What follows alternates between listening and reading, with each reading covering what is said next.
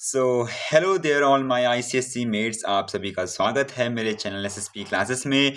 मैं आपका दोस्त शुभम सिंह पुंडीर। और डेट तो वैसे आज 14th ऑफ मार्च है, आपका 16th ऑफ मार्च को हिस्ट्री सिविक्स का पेपर है। लेकिन 18th ऑफ मार्च 2026 को आपका एक और बहुत ही इम्पोर्टेंट पेपर है। और वो पेपर आपका उतना ही इम्पोर्टेंट है जितना आपका हिस्ट्री है, क्योंकि वो दोनों पेपर एक साथ क्लब होके आपका फाइनल स्कोर बनाते हैं हिस्ट्री सिविक्स पेपर में। History civics and geography combination paper बनता है वो आपका मार्कशीट में। अभी आज 14 तारीख है और मुझे कल रात ही 13 तारीख को ही मुझे बहुत से ऐसे कमेंट मिले हैं where people have written that they want the complete strategy for geography exam 2। मतलब मैं ज्योग्राफी के लिए ही अभी से एक स्ट्रेटजी वीडियो डाल दूं। बिल्कुल, जैसा कि आप बोलते हो, मैं हमेशा आप सभी की बात मानता हूँ, क्योंकि जितना जल्दी, जितने रेलेवेंटली और जितने फास्ट तरीके से आप पे कंटेंट पहुँचेगा, उतना ही आपको बेनिफिट मिलेगी, आपको स्पेस मिलेगा, टाइम मिलेगा उसे प्रोसेस करने के लिए, समझने के लिए और उसके हिसाब से प्रिपरेशन करने के लिए। तो ये मैं आपके लिए ला चुका हूँ ये सीरीज़। इसमें क्या है, सबसे पहले आपको पेपर पैटर्न में समझाता हूँ। वैसे आपने प्री बोर्ड्स दिए हैं तो आपको तो पता ही होगा, लेकिन फिर से एक बार समझ लेते हैं। इसमें भी सेम होता है, पार्ट 1 और एक होता है आपका पार्ट 2। सेम है, ये एग्जाम आपका 80 मार्क्स का ही होगा और 2 आवर्स का होता है। पार्ट 1 में पहला क्वेश्चन आपका टोपोग्राफी से आता है। टोपोग्राफी आपको पता है, आपको एक शीट मिलती है, टोपोग्राफी शीट। उसमें आपको एक जगह का कुछ एक टाइप से फिजिकल मैप दिया रहता है, टोपोग्राफिकल मैप दिया रहता है। उस पर आपको क्या है, आपको उस पर 5 क्वेश्चंस दिए होते हैं। 5 questions are given, 2 marks each and 10 marks का आपका टोपोग्राफी आती है। 4 figure grid reference, 6 figure grid reference. कभी कभी आपसे ये भी पूछ सकता है कि कौन सा ड्रेनेज पैटर्न है, कौन सा वहाँ पे लैंड फॉर्म है, सेटलमेंट है, डिस्टेंस पूछ सकता है, कंपास डायरेक्शन। ये कुछ चीज़ें मैं आपको टोपोग्राफी की एक सेपरेट वीडियो में बताऊंगा। सेकंड चीज़ है आपके पास मैप ऑफ इंडिया। इंडिया का मैप है, आपको mountain, plain, plateau, population, soil, river, peaks etcetera सब कुछ है। ये सब मिला के आपके 10 क्वेश्चंस आएंगे, 1 marks each, 10 marks from map also. तीसरा आपके पास आता है एमसीक्यू, आते हैं आपके पास एमसीक्यू। 10 क्वेश्चंस आते हैं एमसीक्यू से, 1 मार्क्स ईच और 10 मार्क्स यहाँ से हो जाते हैं, 10 + 10 + 10।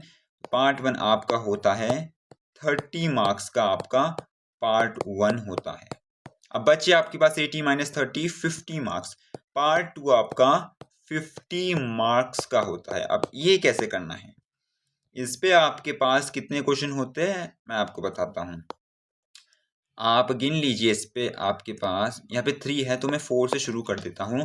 Question number 4, question number 5, 6, 7, 8, 9, 10, 11 and question number 12। Total 9 questions आते हैं। 1 2 3 4 5 6 7 8 9 9 क्वेश्चंस आते हैं। एंड आउट ऑफ 9 में से आपको 5 क्वेश्चंस आपको अटेम्प्ट करने हैं। सेम वही है, 10-10 मार्क्स का एक क्वेश्चन होगा और उसके अंदर सब पार्ट्स होंगे। तो आपको इसे कैसे करना है attempt, I will tell you that thing. ध्यान से समझिए इस बात को। हाँ जी, पहली जो चीज़ आपको ध्यान में रखनी है कि इसमें यूनिट वाइज डिस्ट्रीब्यूशन होता है। पहला आपका जो पहला क्वेश्चन है वो आता है आपका क्लाइमेट से आता है। दूसरा क्वेश्चन आपका आता है I am sorry, mistake, just it was a bit up, soil resources से आता है। 6th क्वेश्चन आपका आता है नेचुरल वेजिटेशन, यानी कि पेड़ों के बारे में, इस टाइप के पेड़ उगते हैं इंडिया में। टोटल इंडिया में, इंडिया सब कुछ आपका इंडिया से रिलेटेड ही है। फिर इसके बाद आता है आपके पास water resources, tubewell, wells, rain water harvesting, irrigation methods, ये सब है। वाटर रिसोर्सेज के बाद आपके पास आता है मिनरल एंड एनर्जी। मिनरल और एनर्जी कैसे इंडिया में है, जो कि आजकल बहुत ज़्यादा हाइप पे टॉपिक, एनर्जी वाला, अबाउट पेट्रोल, गैस। 9th वाला है आपके पास। इसके बाद आपके पास आता है चैप्टर, उसे हम एग्रीकल्चर बोलते हैं। टोटल एग्रीकल्चर आपके पास इधर आएगा। इसी के साथ साथ 10th क्वेश्चन आपके पास आता है इंडस्ट्री बेस्ड, कि किस किस टाइप की इंडस्ट्री होती है। शुगर केन होता है आपके पास, कॉटन होता है, ऐसे बहुत सारी इंडस्ट्री है। 11th में आपके पास क्वेश्चन है वो आपके पास ट्रांसपोर्ट से आता है। मेथड्स ऑफ ट्रांसपोर्ट सिर्फ 4 ही है, रोडवे, रेलवे, एयरवे, सीवे। और क्वेश्चन नंबर 12 आपके पास आता है, किधर से आता है? क्वेश्चन नंबर 12 आपके पास आता है वेस्ट मैनेजमेंट से। Waste management. और कोई भी क्वेश्चन मिक्स नहीं होता है, सब यूनिट वाइज आते हैं। और आपको पता है इसमें क्या करना है, आपको 5 यूनिट करने हैं कोई से भी अटेम्प्ट। ये है यहाँ का पेपर का पैटर्न। बाकी हर क्वेश्चन फिर सब 4 पार्ट में डिवाइड होता है। ऐसा होता है ये 1 2 3 1 2 3 3 या फिर 2 2 3 3 में होता है डिवाइड। 2 2 3 3 या कुछ अपने हिसाब से डिपेंड भी कर सकता है, पर ये 2 2 3 3 के पैटर्न में डिवाइड होता है। आइए अब आ जाते हैं इधर पे। ये आपका लोकेशन एंड फिजिकल एक्सटेंट, ये सिलेबस में नहीं है, इसे काट दीजिए। ये अब नहीं आता है ऐसा कुछ भी। क्लाइमेट है सिलेबस में। क्लाइमेट में आपको क्या पढ़ना है, सबसे पहले समझ लीजिए आप। बुक में आपके पास जो टोटल ज्योग्राफी है मॉर्निंग स्टार की, उसमें बहुत सारा चीज़ें दी है। वैसे इंपॉर्टेंट वो ऐसे नॉलेज के लिए इंपॉर्टेंट है, पर एग्जाम के पॉइंट ऑफ व्यू से बिल्कुल इंपॉर्टेंट नहीं है। इंपॉर्टेंट ये है जो बोर्ड ने आपको सिलेबस में दिया है, तो हम समझ लेते हैं। सबसे पहला है डिस्ट्रीब्यूशन ऑफ टेम्परेचर की। टेम्परेचर कैसे डिस्ट्रीब्यूटेड है इंडिया में। फिर rainfall, winds in summer, winter and factors affecting the climate of area. क्या पढ़ना है, इंडिया में कैसा टेम्परेचर कैसे डिस्ट्रीब्यूटेड है। रेनफॉल पढ़ना है, इंडिया में रेनफॉल कैसे होती है। साउथ में वेस्ट मानसून नाम है इंडिया के रेनफॉल का। Winds in summer and winter, कौन कौन सी विंड्स चलती है समर और विंटर में।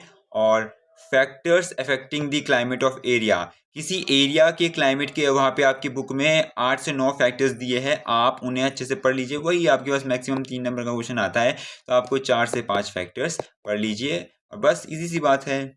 इसमें आपके आंसर कोई लंबे फॉर्मेट में होते हैं। हिस्ट्री में आपको लॉन्ग आंसर्स लिखने पड़ते हैं, थोड़ा हर पॉइंट को एलैबोरेट करके। इसमें आपको बस आपको जो चीज़ समझनी है, ज्योग्राफी में आपको लिखना है point two point, nothing extra nothing less, only point two point.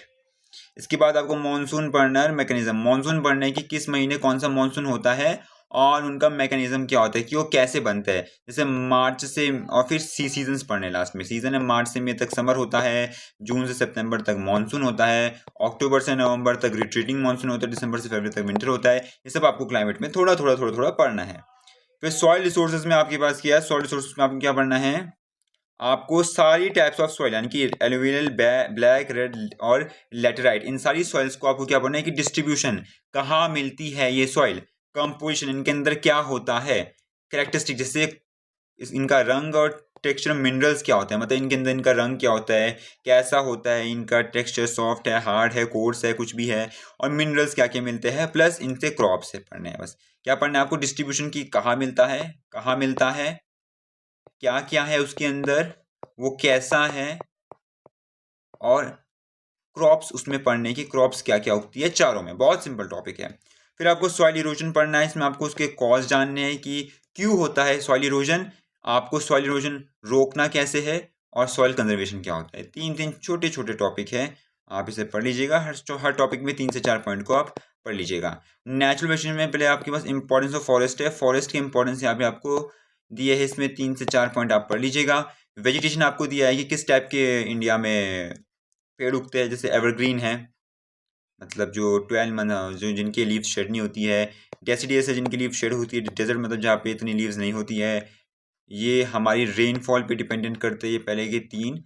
और जो इसके बाद है लिटरल और माउंटेन, ये करते हैं ऑल्टीट्यूड पे, माउंटेन हाइट में होते हैं, और लिटरल होते हैं वो मैंग्रोव रीजन में होते हैं, जहाँ पे स्वाम्पी, जहाँ पे दलदल वाला इलाका होता है, वहाँ होता है। इनका क्या पढ़ना है,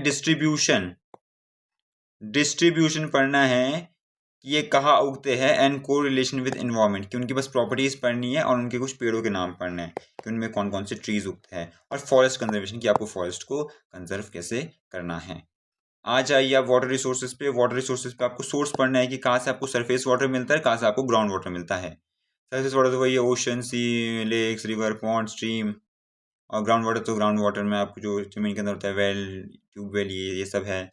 नीड फॉर कंजर्वेशन, कि हमें वाटर को कंजर्व क्यों करना है, और कुछ कंजर्वेशन प्रैक्टिसेस में सबसे पहले आपको सिर्फ रेन वाटर हार्वेस्टिंग पढ़नी है कि बारिश के पानी को आप कैसे, जो बारिश आती है उसे आप कैसे स्टोर करोगे और उसकी इंपॉर्टेंस क्या है। और आखिरी में बस इरीगेशन में आपको क्या पढ़ना है, उसकी इंपॉर्टेंस और मेथड, की इरीगेशन इतनी इंपॉर्टेंट क्यों है और उसके क्या क्या मेथड्स हैं।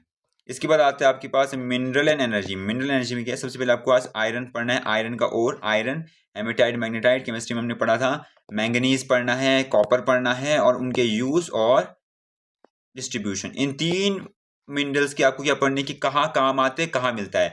यूज तो आप इसलिए बता दोगे, आपने बचपन से इन सभी के यूज पढ़े हैं, और डिस्ट्रीब्यूशन की कहाँ मिलता है ये थोड़ा पढ़ लीजिए। जनरली इन सभी के डिस्ट्रीब्यूशन लगभग 90% कॉमन डिस्ट्रीब्यूशन है इनके अंदर। फिर आपको क्या पढ़ना है, अब 2 टाइप के आपके एनर्जी सोर्सेस होते हैं, एक होते हैं कन्वेंशनल, एक होता है नॉन कन्वेंशनल। कन्वेंशनल मतलब जो बहुत समय से इस्तेमाल होके आ रहा है, एक होता है नॉन कन्वेंशनल जो थोड़ा अभी नया नया बना है।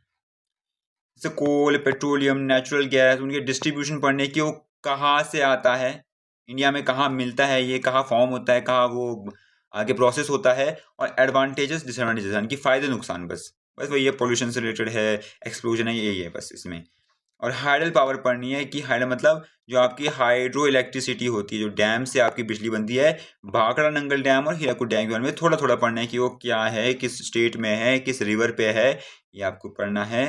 हीराकुद डैम आपका ओडिशा में है और आपके महानदी रिवर पे है।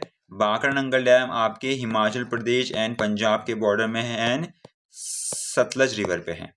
फिर नॉन कन्वेंशनल जो नए नए सोर्सेज बने हैं, जैसे सोलर, सूरज से आने वाली, विंड, हवा से जो विंडमिल्स रोटेट होती है, टाइडल यानी कि ये जो समुद्र किनारे जो लहरें आती है उनसे बनती है, जियोथर्मल जो पानी के अंदर डीप में जो हॉट स्प्रिंग का पानी है उससे, न्यूक्लियर जो आपको पता है यूरेनियम, मैंने आपको फिजिक्स में इजीली पढ़ाया था, और बायोगैस यानी कि जो आपके पास किचन या फिर हाउस होल्ड वेस्ट होता है जो बायोडिग्रेडेबल है, उन्हें जब ज़मीन में डालोगे तो फिर वो माइक्रोब्स उन्हें खा जाते हैं, तो ये सब आपको पढ़ना है।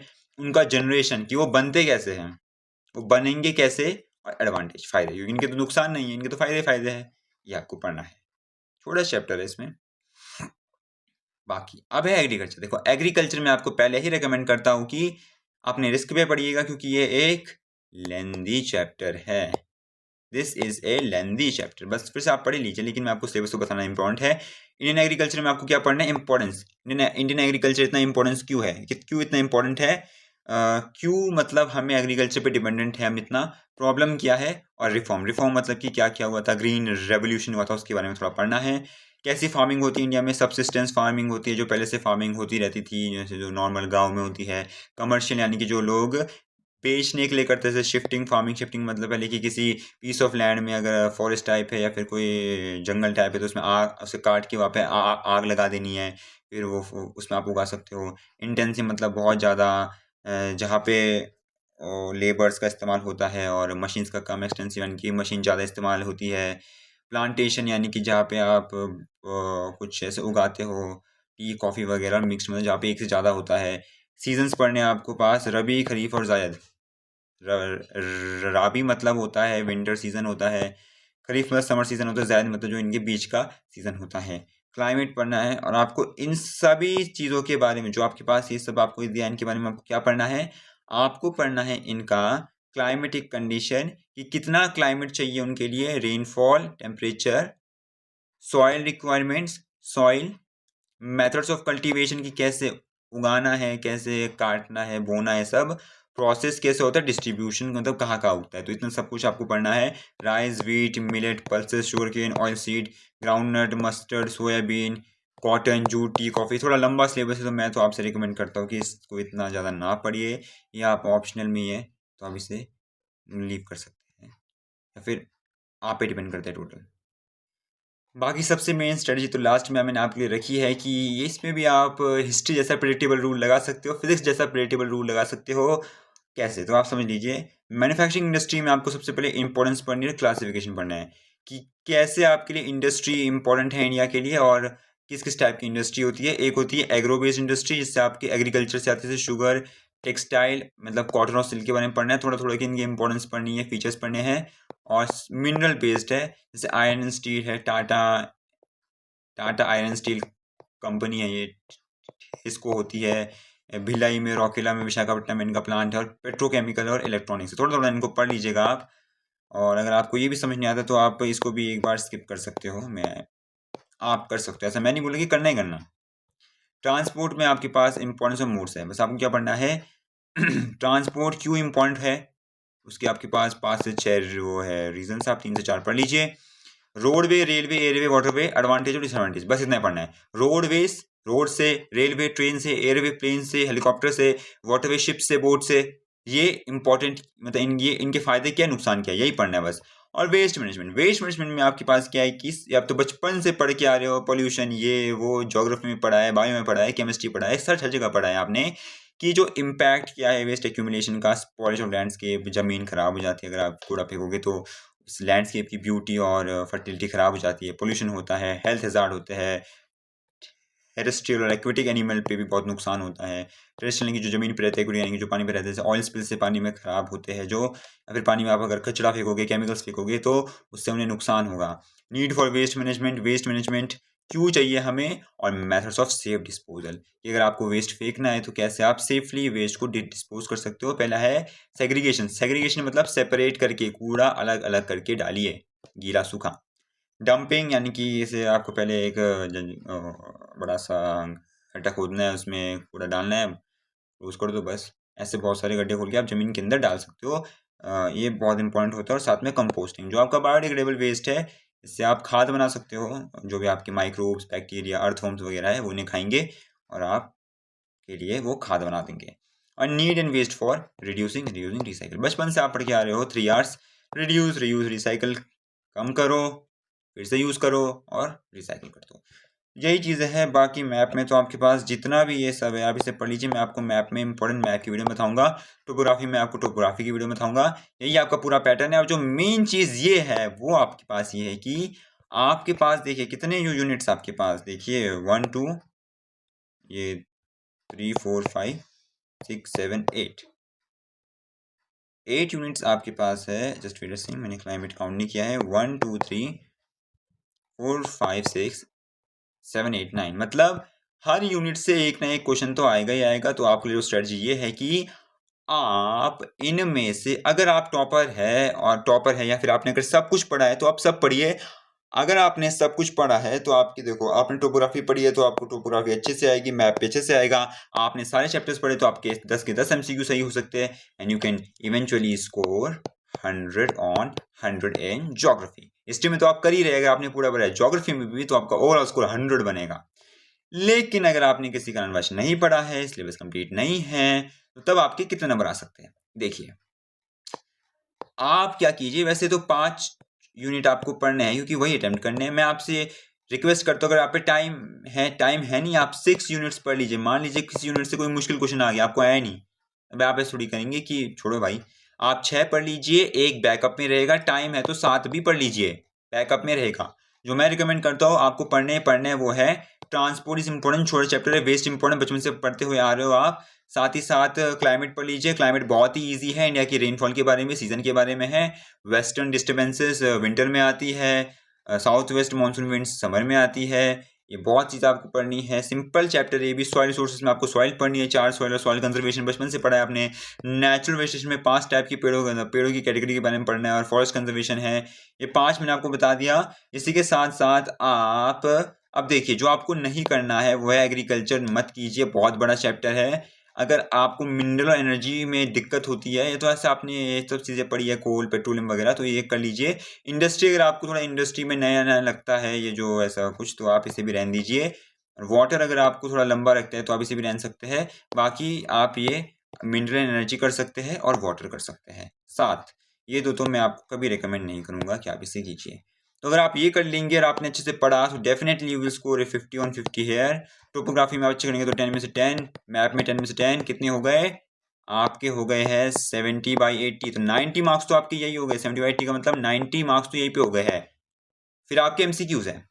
एमसीक्यूज में आप देखो, आपने मान लीजिए 6 यूनिट पढ़ी है, 10 एमसीक्यू किसी एक से रिपीट होता है जनरली, मेनली एग्रीकल्चर या तो इंडस्ट्री से रिपीट होता है, किसी से भी हो सकता है रिपीट। तो आपके देखिए 6 से 7 एमसीक्यू तो आपके सही है, इसका मतलब 97 प्लस तो आपके ये लो आ गए, पढ़ने की जरूरत ही नहीं हो 2 चैप्टर्स।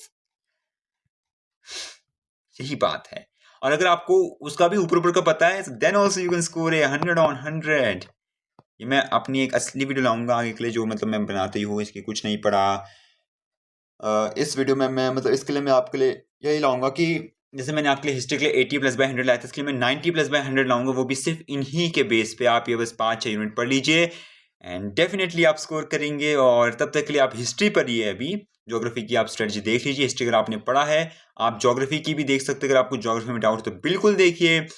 मैं अभी कंप्यूटर एप्लीकेशन के लिए, कमर्शियल एप्लीकेशन के लिए और इकोनॉमिक्स एप्लीकेशन के लिए और फिजिकल एजुकेशन के लिए भी वीडियो ला रहा हूँ। अगर आपका कोई और भी सब्जेक्ट है, if you are having any more subject in your ICSE examination, आप उसे बताइए, मैं उसके लिए भी लाऊंगा। Definitely I will help you all. Till then keep studying. Thank you very much. This is Shubham Singh today signing of.